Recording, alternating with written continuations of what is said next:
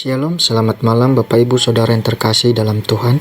Renungan hari ini terambil dari Efesus 2 ayat 8-9.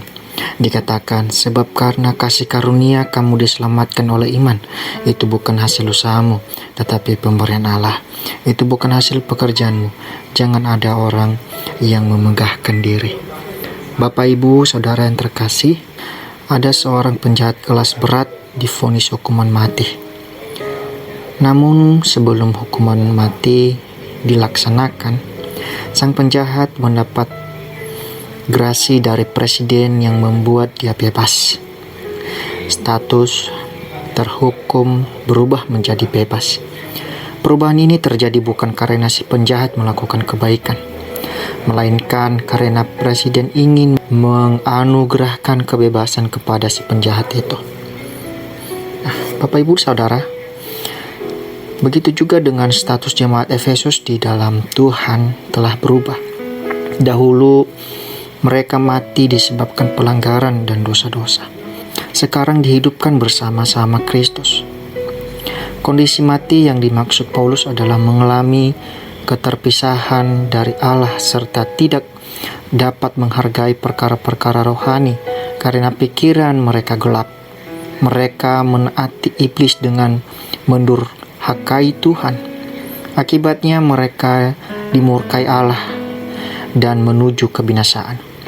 Paulus juga mengakui bahwa orang Kristen Yahudi pun dulu sama saja dengan orang Kristen asal kafir, karena mereka hidup di dalam kehendak daging dan pikiran yang jahat. Namun Allah menyatakan kasih karunia dan kemurahan yang besar. Mereka diselamatkan dari perhambaan dosa, maut, dan murka Allah oleh iman kepada Kristus. Di dalam Kristus Allah membangkitkan mereka yang sudah mati secara rohani dan memberikan tempat tinggal yang mulia dan warisan bersama Kristus di surga. Itulah yang merubah status mereka.